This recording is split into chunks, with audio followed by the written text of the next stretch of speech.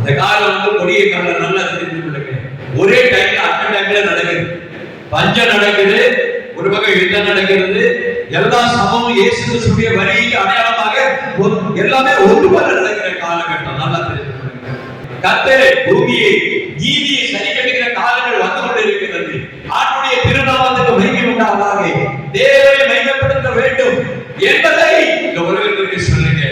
அவருடைய புத்தகம் அதில் 18வது வசனத்தை வாசிங்க. புறஜாதியரை வார்த்தையினாலும் செய்கையினாலும் கீழ்ப்படியப்படும்படிக்கு அற்புத அடையாளங்களில் பலத்தினாலே கிறிஸ்துவானவர் என்னை கொண்டு நடப்பதைகளை சொல்ல நீங்கள் வர வேண்டும். அப்போ புறஜாதிகளை வார்த்தையினால அல்ல, வெறும் பிரசங்கத்தை வச்செல்லாம் நடத்த முடியாது, வெறும் வார்த்தையை கொண்டு பேச முடியாது. அந்த வார்த்தையை நீங்க பிரசங்கம் பண்ணும்போது, அந்த வார்த்தையை ஒரு ஊழியக்காரன் பேசும்போது, கர்த்தர் அவருக்குள்ளே இருந்தால் அந்த வார்த்தையே என்ன செய்யும் அப்படின்னா ஆவியாக இருக்கிறது, வல்லமையாக இருக்கிறது, ஜீவனாக இருக்கிறது, ரட்சிப்புக்கு ஏதுவாக அந்த வார்த்தையானது அவனை எல்லாம் கீழ்ப்படியப்படும்படி அவன் முன்பதாக பலத்த செய்கிறது நடக்கும். அல்லேலூயா. ஒரு ஊழியக்காரன், அபிஷேகப்பட்ட ஊழியக்காரன், அவன் பிரசங்கம் பண்ணிக்கிட்டு இருக்கும் போது இப்படியே கையை சாய்த்தான். அங்க நிறைய பேர் விழுந்து, நிறைய பேய்கள் எல்லாம் சத்தம் போட்டு, நான் ஓடி போறேன், என்னை ஒன்றி அப்படின்னு சொல்லு. சென்னையில ஒரு நாள் பேர் ஈவான் அப்படின்னு சொல்லி ஒரு ஆப்பிரிக்க ஈவான் ஒரு அந்த ஈவான் ஐவான் சொல்லுவாங்க. அந்த இந்திய தேசத்துக்கு வந்திருந்த அவரை வந்திருந்த போது ஒரு ஆப்பிரிக்க ஒரு ஊழியக்காரர். பெரும்பாலும் அவரை கூப்பிடுறதுக்கு பயப்படுவாங்க, திருச்சபையில கூப்பிடுறதுக்கு பயப்படுவாங்க. ஏன் தெரியுமா? அவர் ஸ்டேஜில் ஏறுவார், அப்படியே பார்ப்பார், இயேசுவே உடைய பிரசன்னத்தை வாங்க, உடைய பிரசன்னத்தை தாங்க பாரு, உடைய பிரசன்னம், உடைய பிரசன்னம், உடைய பிரசன்னம் பாரு. இந்த ஒரு வார்த்தை தான் சொல்லுவாரு. அங்க இருக்கிற எல்லாம் டான்ஸ் ஆடும், எல்லாம் பொத்து பொத்துன்னு விடும், பாசு ஒய்ப்பு பாசுகள் எல்லாம் பொத்து பொத்துன்னு விழுந்து கடைசியில பார்த்தாங்க, come out all the devils and demons, go out in Jesus name அப்படிங்கிறாரு. எல்லாத்துக்குள்ள பேய் இருக்குது, எல்லா பேய் வெளியில போகும் அப்படின்ன உடனே எல்லாம் பார்த்தாங்க, தூக்கி தூக்கி கொண்டாந்து முன்னால போடுவாங்க. அதை பார்த்தா வெள்ளையும் வெள்ளையுமா இருக்கக்கூடிய நம்ம டிக்கெட்டுகள் நிறைய பட்டு கிடக்குது. அதுல இருந்து பார்த்தாங்க, என்னடா இது ஊழியக்காரி இவங்களெல்லாம் நிறைய டிக்கெட் படுத்து கிடக்குது அப்படின்னு சொல்லி பார்த்துட்டு, ஐயா இந்த ஐவாங்க கூப்பிடாதீங்க, எல்லாம் பழி வாங்குற மாதிரி இருக்குது, நம்மளெல்லாம் ஒரு மாதிரியா தலைகள் பார்க்கிறது. கடைசியில என்ன பண்ணாங்க? ஐவாங்க அவர் சொன்ன பயங்கரமான மழை பெய்யுது. அங்க ஜெயலலிதா இருக்கிறாங்க, அவருடைய ஆட்சி நடக்குது. அதான் கடைசி மீட்டிங் தெரியும். அப்ப என்னாச்சு அப்படின்னு கேட்டாங்க. ஸ்டேஜ் போட்டாச்சு, சென்னையெல்லாம் பயங்கரமான மழை பெய்து ஓடிக்கொண்டு இருக்கு. சீரணி அதாவது பீச்சில் மீட்டிங் மேல நின்ன உடனே எல்லாம் கடந்து ஏசியில இருக்கிற மாதிரி மேகமெல்லாம் கருத்த மேகம் அப்படியே பக்கத்துல வந்து இருக்குது. ஐயோ மழை பெய்யலாம் தாங்காது அப்படின்னு சொல்லி பயந்துட்டு இருக்காங்க. அவர் வேற ஒண்ணு இல்லை, அவர் ஸ்டேஜில் ஏறினாரு, பெருமாசையா பாடதான் பண்ணாரு, பிரசன்னா தேவ பிரசன்னா அப்படின்னு சொன்னார். பிரசன்னா திருப்பி பிரசன்னாரு. அப்படியே அந்த மக ஒரு பெரிய காற்று வந்தது. அந்த காற்று வந்த உடனே இந்த கரு மேகம் எல்லாம் அப்படியே சுருண்டுகிட்டு ஓடி போச்சு. நட்சத்திரம் தான் தெரிஞ்சது. அன்னைக்கு நைட்டு 10 மணி வரைக்கும் கூட்டம் நடந்தது. அல்லேலூயா. வானத்தையும் பூமியையும் படைத்தவர் அவர். அதற்கு அவருடைய ஊழியக்காரனுக்கு ஆண்டவர் சொல்லுகிறாரு, எல்லா அதிகாரம் வானத்திலும் பூமியிலும் சகல அதிகாரம் எனக்கு இருக்கிறது, அனுப்புகிறவர் நான் அல்லவா என்று சொல்லுகிறாரு. அதனாலதான் சொன்னாரு, நீ போய் என்ன செய்ய, சூரியனை நின்று சொல்லு. சூரியன் நிற்கிறது. அவ இயற்கையை நிற்பதற்கு ஆளுகை சிறந்திருக்கும். ஊழியக்காரனுக்கு ஆண்டவர் அதிகாரம் கொடுக்கிறார். அல்லேலூயா. மழையை நின்று சொன்னா நிற்கணும், அது ஊழியக்காரனுக்கு ஆண்டவர் அதிகாரம் கொடுக்கிறார். ஊழியக்காரனுக்கு மாத்திரம் இல்லை, உங்களுக்கு. அல்லேலூயா. ஒரு நாள் வாசல்ல வந்து நின்னேன், என் கூட சைனீஸ் எல்லாம் நின்றுட்டு இருந்தாங்க. ஒரு வீடு மாடியில கூட்டம் நடக்கணும், நாங்க போனோம், வாசல்ல நின்றுட்டு இருக்கோம், மழை பெய்யறதுக்கு சைனீஸ் எல்லாம் என்ன சொல்றாங்க, டிஸ்டர்பன்ஸ் ஆண்டவருடைய சித்தம் நம்ம போக்கூடாது. ஆண்டவருடைய சித்தம் இல்லையா? நீ பயந்தாப்படி மாதிரி சைனால இருந்து இந்தியாவுக்கு வந்திருக்க, உன்னை என்ன விசுவாசம் இருக்கு அப்படின்னு சொன்னேன். அவன் என்ன சொன்னா, என்ன இனி ரொம்ப கமெண்ட் பண்ற, இனி ரொம்ப அசிங்கமா பேசுற அப்படின்னா, நான் ஒன்னும் சொல்லல அப்படின்னா, நீ கால வெளியில வெளியே மழை நிற்கிறா இல்லையா? 5 நிமிஷம் வாக்குவாதம், நீ கால வெளியில போய் மழை நிற்கிறா இல்லையான்னு பாரு அப்படின்னு. அதுக்கப்புறம் எப்படியா சொல்ற அப்படின்னு சொல்லி வாசல்ல எப்படி காலை வச்சு 5 ஸ்டெப் வச்சா மழை நின்று வச்சு. அல்லேலூயா. தேவன் இயற்கையை ஆளுகிற தேவன், இயற்கையை ஆளும்படியாக தேவன் உங்களுக்குள்ள கிரியை செய்கிறாரு. உங்க வார்த்தையில விசுவாசத்துல மலையே பேருக்கு அப்பறம் கடுகளவு விசுவாசம் என்று சொல்லப்படுகிற இந்த ஒரு வார்த்தை. கடுகுனா என்ன? நீங்க என்ன நினைச்சுக்கிறீங்க? கொஞ்சம் நினைக்கிறீங்க. கடுகுனா சின்னது நினைக்கிறீங்க. கடுகு என்பது சின்னதா இருந்தாலும் அது பூரணமானது. அதுக்குள்ளே இருக்கக்கூடிய காரத்தன்மை முழுமையானது. கடுகு என்று சொல்லப்படும் போது கடுகு முழு தன்மையிலே இருக்கிறது. நல்லா புரிஞ்சுக்கணும். இம்மாந்துண்டு சொல்ற வார்த்தை விட்டுடுங்க. கடுகு சிரித்தாலும் நீங்க கடுகு உங்க விசுவாசம், கடுகு சொன்னா பூர்ணமாக விசுவாசம். நீ சின்னாட பெரியாடோ அந்த பூர்ண விசுவாசம் இருக்குதா, அந்த காரியத்தை கர்த்தர் நடப்பிப்பார். அல்லேலூயா. தேவன் மகத்துவமுள்ள தேவன். அப்படிப்பட்ட தேவனை நம்பித்தான் ஒரு ஆள் வராது. யார் அப்படின்னு கேட்டா பவுல் வருகிறார். பவுலை கூட ஒரு ஊழியக்காரர். அவர் வரலன்னா 14 வருஷம் புதிய ஏற்பாட்டை நல்லா தெரிந்து கொள்ளுங்க.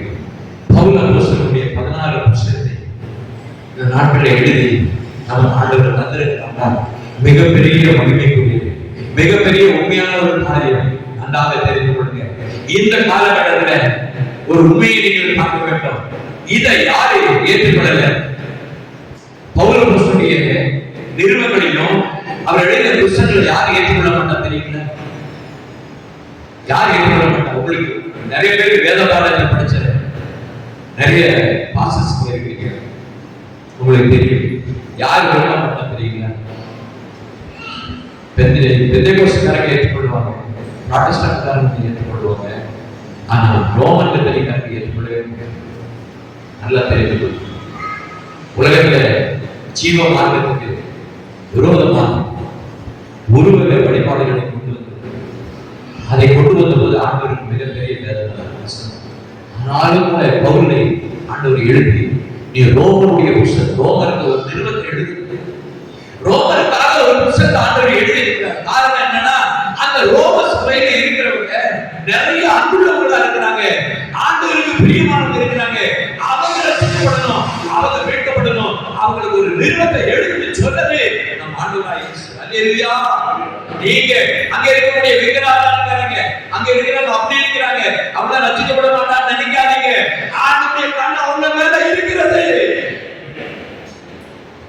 அதனாலதான் ரோமருடைய நிறுவனத்தை அங்க எழுதப்பட்டிருக்கிறது.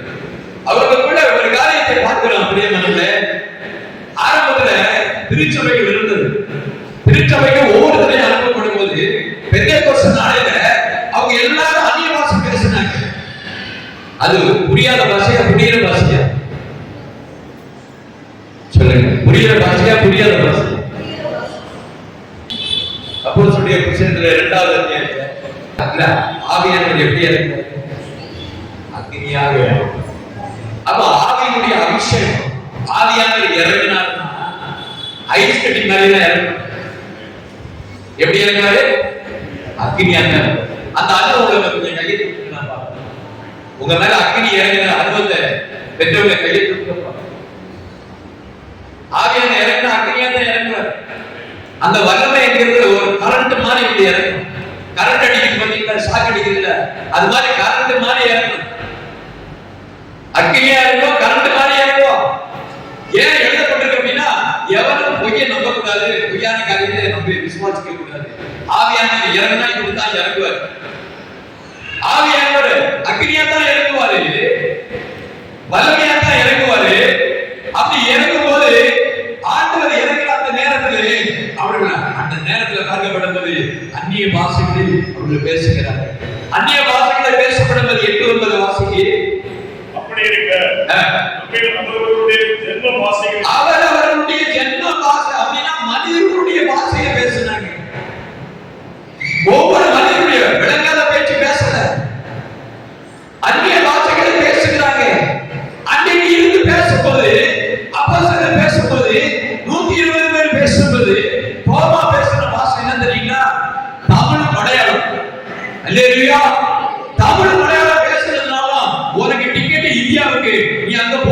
நிறுத்தி விட்டார்கள். யாருக்கு என்னென்ன வார்த்தை என்பதை கர்த்தர் வெளிப்படுத்தினார், கொடுத்தாரு. நீ இந்த தேசத்துக்கு போனோம், உனக்கு வார்த்தை கொடுக்கப்பட்டது, உனக்கு எல்லாத்தையும் ஆண்டவர் அருளி செய்திருக்கிறார், நீ போ அப்படின்னு சொல்லி தோமா அங்க வந்து என்ன பண்ணாரு? மலையாளம் பேசு, தமிழ் பேசு, இன்னொரு பாஷை அவன் ஆண்டவரோட பேசு. அல்லேலூயா. அந்த பாஷை உங்களுக்கு படுகிறது. அது பரலோகத்துடைய பாஷை, அது தேவ பாஷை. அவன் ஆண்டவரோட பேசுகிறவன், அவனுக்கு நிறைய ரகசியம் தெரியும்.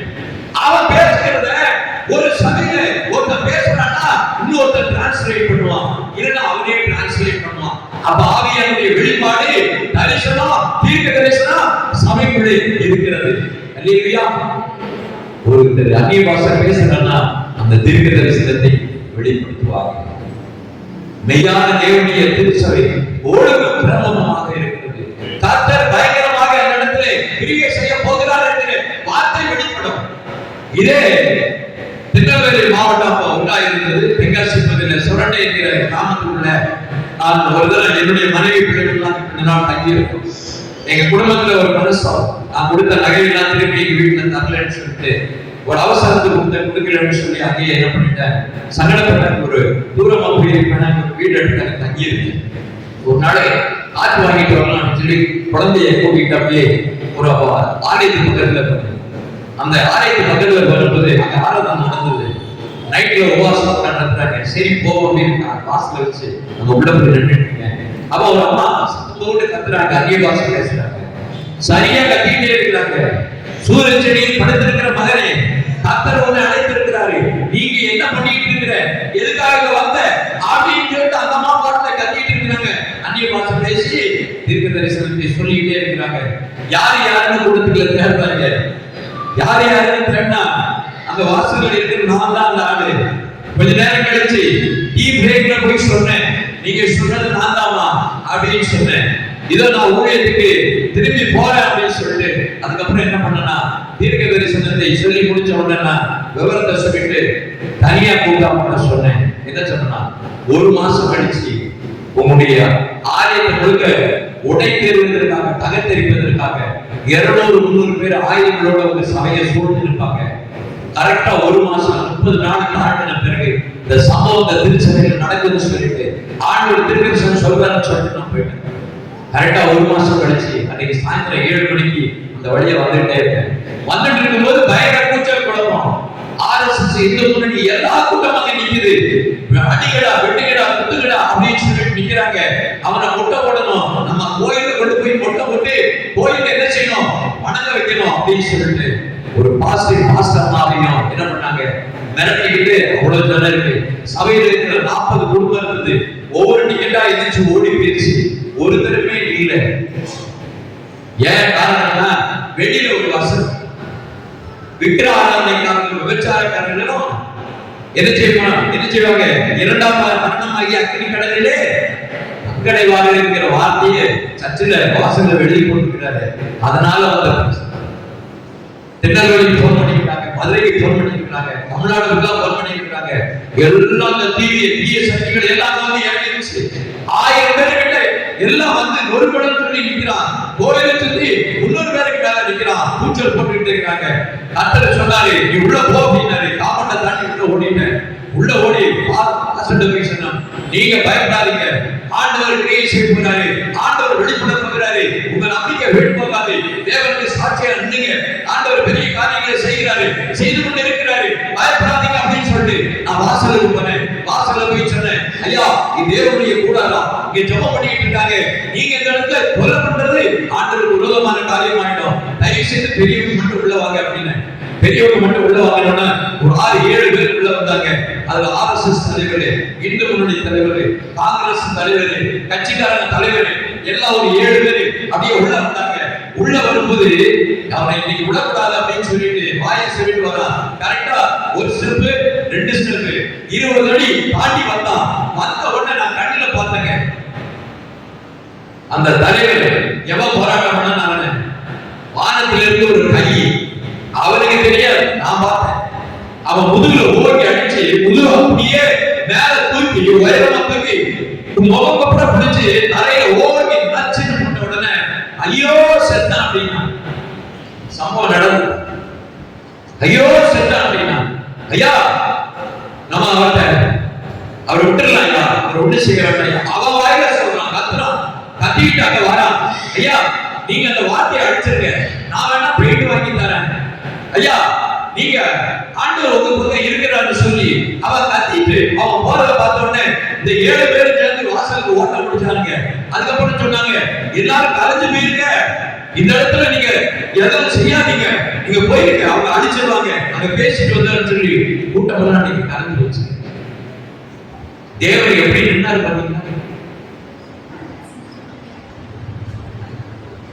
ஐயா தலைவர் இருக்கிறார் சொன்னேன், ஆண்டவர் இருக்கிறார், இந்த பிள்ளைகள் எல்லாம் கலந்து நம்மளெல்லாம் இன்னைக்கு கொண்டுருவாங்க அப்படின்னு சொல்லி ஒண்ணு நடக்கும். ஒரு நிமிஷத்துல ஆண்டவர் என்ன பண்ணாரு, பயங்கரமாக கடலை கொந்தளிப்பது அமைதலா இருந்தோம்னா அப்படியே படுத்துச்சு. அதனாலதான் ஜனங்களுடைய கொந்தளித்த ஒரே நிமிஷத்துல அவரு சொன்ன உடனே அது அப்படியே நின்றும். அதுதான் ஆண்டவர் சொல்லுகிறார், உலகத்துல யுத்தம் நடக்கும் நாசம். ஆண்டவர் சொல்லுகிறார் யுத்தத்தை ஓய பண்ணுகிறவர், ஈட்டியை பிடிக்கிறவர் அவர்தான், அவருக்கு அந்த வல்லமை இருக்கிறது. அல்லேலூயா, அவர்தான் அந்த கிரியை செய்ய முடியும். நீங்க உலகத்துல எல்லாத்தையும் நிறுத்தலாம் அவர் நினைச்சா ஒரே நாள் நிறுத்தி அவருக்கு தெரியும். அப்படிப்பட்ட ஒரு தேவனுடைய சமூகத்திலே அப்படியே தேவனுடைய சமூகத்தை அறிந்ததா யாரு? இந்த பவுல் எங்க போறாரு அப்படின்னு பார்த்தா முதல் பிரயாணத்துல போறாரு, எபேசுக்கு போறாரு. எபேசுக்கு போறாரு. அன்னைக்கு எபேசு என்னவா இருந்தது அப்படின்னு பார்த்தா ஆசியா கண்டக்கூடிய தலைநகர் அன்னைக்கு எபேசு தான். அந்த எபேசுல 2 லட்சம் 3 லட்சம் பேர் அன்னைக்கு குடியிருந்தாங்க. 4 கிலோமீட்டர் தூரத்துல அங்க என்ன இருக்குன்னா அங்கே துறைமுகம் இருந்தது. ஆசியா கண்டக்கூடிய தலைநகராக இருந்தது. ஆசிய தலைநகராக வந்து கொண்டிருந்தார்கள். அங்கே இருக்கக்கூடிய மேடை இருந்தது, பெரிய அரங்க சாலை இருந்தது. 30,000 50,000 பேர் உட்காரக்கூடிய ஒரு பெரிய அரங்க சாலை இருந்தது. அந்த அரங்க சாலையை பவுலை கொண்டு போய் இன்னைக்கு க்ளோஸ் பண்ணணும், இன்னைக்கு நான் கொலை செய்ய வேண்டும் என்று சொல்லி திட்டமிட்டார்கள். ஆனால் ஆண்டவர் பேசினாரு, ஆசிய தலைவர்களாக இருந்து அவனுடைய நண்பர்கள், ஏன்னா பவுல் அன்னைக்கு பெரிய ஆசிய தலைவர்கள் ஒரு ஆள் தான் அப்படின்னு நினைக்கணும். ஏன்னா உலக தலைவர்களே பவுலை நல்லா தெரிஞ்சிருக்குது, அவருடைய படிப்பு தெரிஞ்சிருக்குது, அவருடைய யாரு என்பது தெரிஞ்சிருக்குது, இவன் சகலகலா வல்லவன் தெரிஞ்சிருக்குது. அவனை கூப்பிட்டு பேசினாங்க, தயவு செய்து நீங்க அரங்கத்துக்கு வராதீங்க, உங்களை கொலை பண்ணிடுவாங்க, நீங்க வெளியில போங்க. நான் சொல்லுவேன் அப்போஸ்தலர் புத்தகம் 19ஆம் அத்தியாயம். இப்படியாக அங்கே நடந்த போது அங்கே நடக்கிற சம்பவத்தை நீங்கள் பார்க்க வேண்டும். கர்த்தர் விசுவாசம் உண்டானாங்க. தேவன் இந்த இடத்துல பயங்கரமாக கிரியை செய்கிறார். தேவன் இந்த இடத்துல பயங்கரமாக கிரியை செய்கிறார் என்று பார்க்கப்படும் போது அது என்னவென்று பார்க்க வேண்டும். ஏன் ஒரு பக்கத்துல பாருங்க, மத கலவரம் என்பது அப்போஸ்தலனாகிய பவுலுடைய பிரசங்க நாட்களிலே உலகத்தில் மிகப்பெரிய மத கலவரம் எபேசுல உருவாயிற்று. இன்னைக்கு இந்தியாவில் உருவாயிருக்கு நினைக்காதீங்க, மத கலவரம் அன்னைக்கு உருவாச்சு. ஏன் அப்படின்னு கேட்டீங்கன்னா, இந்த ஆசியா கண்டத்திற்கு மகா தேவி என்று சொல்லப்படுகிற ஒரு தேவியை, தியானா என்கிற ஒரு தேவதையை இந்த தேசமானது வணங்கிக் கொண்டிருந்தது. அந்த தியானை வணங்கிக் கொண்டிருக்கிறேன். அந்த தியானத்தை பற்றி உலகம் முழுவதும் அவர்கள் பேசிக் கொண்டார்கள். இந்த தியானா உலக பிரசித்தி பெற்ற தேவதை. ஏன்னா வானத்திலிருந்து விழுந்த தேவதை, வானத்திலிருந்து வந்த தேவதை என்று சொன்னார்கள். அது எப்படி பாத்தீங்க அப்படின்னு கேட்டீங்கன்னா, வானத்திலிருந்து எரிகள் விழுது பாத்தீங்கன்னா எத்தனை பேர் பார்த்திருக்கீங்க? நட்சத்திரம் கண்ணு விழுந்தா பார்த்திருக்கீங்களா? கிரகத்தில் எரியிற கண்ணு விழுந்தா இருக்கீங்களா? அந்த மாதிரி ஒரு கல் விழுந்தது. அந்த கல்லை போய் எடுத்து வெளியில ஒரு பெரிய சிலையை செய்து அந்த கற்களை அதில் பதித்து இதுதான் தியானால், இதுதான் உலகத்துடைய மகாதேவி என்று சொல்லி வணங்கிக் கொண்டிருந்தார்கள். அந்த ஆலயமானது என்ன என்று பார்த்தீங்கன்னா 220 ஆண்டுகள் கட்டப்பட்ட மிகப்பெரிய கோயில். உலக அதிசயங்களிலே மிக பிரசித்தி பெற்ற பெரிய கோயில். அதனால அங்க இருக்கிற பூஜாரிக்கு நல்ல வருமானம். வெளியில இருக்கக்கூடிய பூஜைகளுக்கு தேவையான பொருட்களை விற்கிறதுக்கு நிறைய வருமானம். அந்த பட்டணத்துல பாத்தீங்கன்னா ரொம்ப அதிகமான வருமானம் அந்த ஒன்றில தான் கிடைச்சது. அப்படின்னாலே நகரத்துக்கு வருமானம் அங்கேதான் இருக்கு. அந்த வசனத்தை நீங்க பார்த்து வாசிக்கப்படுவது அப்போஸ்தலருடைய புத்தகம் 19 அத்தியாயம் 23-24 வாசிக்கிறோம். அக்காலத்திலே இந்த வார்த்தையை குறித்து பெரிய கலகம் உண்டாயிற்று. பாருங்க, அன்னைக்கே மதக்கலவரம் அன்னைக்கு உருவாயிடுச்சு. ஆசியா கண்டத்துல பவுல் அப்போஸ்தலர் காலத்துல பெரிய மதக்கலவரங்கள் உருவாகிவிட்டது. அதுக்கப்புறம் எப்படி என்றால் டிமித்ரியோ என்னும் பேர் கொண்ட தியானாவின் கோவிலை போல நான் சிறிய கோவிலை செய்து மக்களுக்கு மிகுந்த ஆதாயம் அளித்து நல்ல வருமானம், எவேசிலே நிறைய வருமானம், பூஜாரிகளுக்கு நல்ல கொண்டாட்டம், குடும்பங்கள்லாம் நல்லா இருந்தாங்க, வெள்ளி பொண்ணு பணம் காசெல்லாம் நிறைச்சு வச்சிருந்தாங்க. அந்த வருமானம் எல்லாம் நாளுக்கு நாள் குறைய ஆரம்பிச்சது. ஏன் அப்படின்னு பார்த்தா உள்ள ஒருத்தர் இருக்கிறான். அவன் பெயர் தான் அப்போஸ்தலனாகிய பவுல். அல்லேலூயா. ரத்தத்திலும் மாமிசத்திலும் நாம் அழைக்கப்படவில்லை, மனுஷனால் வந்த மனுஷன் மூலமாய் அழைக்கப்படல. தேவன் அவனை அழைத்துக் கொண்டு வந்தார், அவனை நிலைநிறுத்தினார். மிகுந்த பாடுகள் உண்டு, மிகுந்த பிரச்சனைகள் இருக்கிறது. இதை சமாளிக்கிறது நீதான் சரியான ஆளு. உன்னை கொண்டு நான் மகிமைப்படுவேன், மகத்துவத்தை காண்பிப்பேன் என்று சொல்லி நீங்க வாக்குத்தத்தம் பண்ணிதான் ஆண்டவர் கூப்பிட்டாரு. எந்த இடத்துல வாக்குத்தத்தம் பண்ணி கூப்பிட்டாரு? நிறைய காரியங்கள் உண்டு. அந்த இடத்துல பாருங்க, 35வது வசனத்தை வாசிங்க. பட்டணத்துக்கு யாரு? சம்பிரத்தியா. சம்பிரத்தியான்னா யாரு? அங்க இருக்கக்கூடிய வரியெல்லாம் வசூல் பண்ணி நிர்வாகம் பண்ணுகிற அந்த சிட்டியினுடைய மாநகர கமிஷனர், ஆணையர், சிட்டி கமிஷனர் சம்பிரத்தியார்.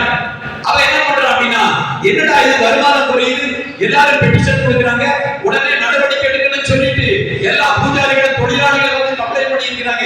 இதை விசாரிக்காம விடக்கூடாது என்று சொல்லி அவன் என்ன பண்ணி இருக்கிறான் அப்படின்னு கேட்டா இறங்கி வந்துட்டான். இறங்கி வந்து என்ன பண்ணி இருக்கிறாங்க, இந்த கோயில் பாதிக்கப்படுகிறது, இந்த பூஜாரிகள் சங்கம் தலைவர்கள் தொழிலாளிகள் எல்லாம் கம்ப்ளைண்ட் கொடுத்திருக்கிறாங்க, இந்த தொழில் அழிஞ்சிடும், வருமானம் போச்சு, எல்லாம் போச்சு, இந்த எங்க தேவதையினுடைய மகாதேவனுடைய மகிமை போச்சு, எல்லாம் அழிந்து போச்சுன்னு கூச்சல் போடுறாங்க, கத்துறாங்க, கதறாங்க.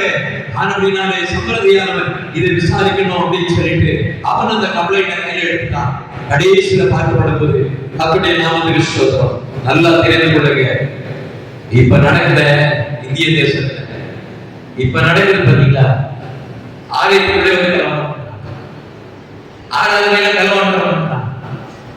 என்ன அப்படின்னா மதமாற்ற பிரச்சனை அப்படின்றத அன்னைக்கு கொண்டு வந்தாங்க, அதைத்தான் இன்னைக்கு கொண்டு வந்திருக்கிறாங்க. அதுதான் இன்னைக்கு பிரச்சனையை உருவாக்குறாங்க. எஃப்சிஆரை கொண்டு வந்து என்ன பண்றாங்க அப்படின்னா, இந்திய தேசம் பிரிட்டிஷ் கவர்மெண்ட் சுதந்திரத்தை கொடுக்கும்போது எஃப்சிஆருடைய கிறிஸ்துவ மக்களுக்காக சிறுபான்மைக்காக அந்த எஃப்சிஆரை ஓபன் பண்ணி வச்சுட்டு போனாங்க. அந்த சட்டத்தை ஏற்றி வச்சாங்க. எதுக்கு அப்படின்னு பார்த்தாங்க, அன்னைக்கு பவுல் அப்போஸ்தலர், அன்னைக்கு பிரிவினை இருந்தது, புறஜாதிகளுக்கும் எருசலேமில் இருக்கும் யூதர்களுக்கும் பிரச்சனை இருந்தது. அந்த பிரிவினை இருந்த ஒரு நாட்களிலே எருசலேமில் பிரச்சனை, பஞ்சங்கள் வரப்போகிறது, பிரச்சனைகள் வரப்போகிறது, தர்ம பணத்தை கொண்டு வாங்க என்று சொல்லி எல்லா இடத்துலையும் தர்ம பணத்தை கலெக்ஷன் பண்ணி எருசலேமுக்கு கொண்டு போய் கொடுத்தவன் பவுல். அவன் ஒரு தேசத்திலே கிறிஸ்தவ மக்கள் பாதிக்கப்படுவது, ஒரு தேசத்திலே செழிப்பா இருக்கிறவர்கள் அந்த பணத்தை அவங்களுக்கு கொடுக்கணும். ஏன் அப்படின்னு கேட்டா, we are the universal family. நாம் எல்லோரும் அல்லாஹ்வுக்கு முழு குடும்பம், அந்த குடும்பத்துக்கு தலைவர் ஆண்டவராக இயேசு. ஒவ்வொரு பிள்ளைகளும் நாம் நேசிக்கிற பிள்ளைகள், அப்படியே பங்களிப்பு இருக்க வேண்டும், அவளை நேசிக்கிற அந்த அன்பு செலுத்துகிற காரியம் அவளுக்கு கொடுக்க வேண்டும் என்கிற திட்டத்தை அன்னைக்கு ஆண்டவர் கொடுத்திருந்தாரு. அதனாலதான் வெள்ளக்கார எச்சிகளை கொண்டு வந்து வச்சிருக்கோம். இன்னைக்கு எச்சேர் அக்கௌண்ட் கிறிஸ்தவம் 50 பேர் இருக்குது, முஸ்லீம்ல இருக்குது. அதை இன்னைக்கு முடக்குவேன், நோட்டீஸா இருக்க மாட்டேன், எல்லாத்தையும் நாங்க கை எவ்வளவு பெரிய மோசடி காரியம் நடந்திருக்கு. இந்த இப்படிப்பட்ட தேவனுக்கு விரோதமாக எழுதுகிற அந்த நாட்களை எழுதின அதை உடைத்தது போல, எபேசியர் பவுல் உடைத்தது போல முழுமையான ஊழியத்தை நிறைவேற்றின பவுல் தன்னுடைய ஆவியானவர் நடத்தின அதே கிரியை இந்த காலத்திலே நீங்கள் செய்தால் இந்த இந்திய தேசத்துக்கு நீங்க சாட்சியாக இருக்கீங்க. இல்லைன்னா உங்க ஊழிய சக்சஸ் கிடையாது. இந்திய தேசத்திலே இந்த காரியத்தை செய்வதற்கு நாம் தவறிமானமானால் நம்ம ஊழியர் செய்யலாம். ஒவ்வொருவரும் தீர்க்க தரிசனம் சொல்லுகிற பிள்ளைகள், அப்போஸ்தலருடைய ஊழியர்களை செய்கிறவர்கள், ஊழியக்காரர்கள் எல்லாரையும் கத்த கொண்டு வந்து சபையில இருக்க வேண்டும். பாகுபாடு பிரிவினை இருக்கக்கூடாது. ஒருவரை நீங்க பிரித்தீர்களானால் பட்சிக்கப்பட்டு அழிந்து போவீர்கள். அதுதான் அந்த தேசத்துல நடக்கும். ஆண்டுடைய வார்த்தை சும்மா சொல்ல.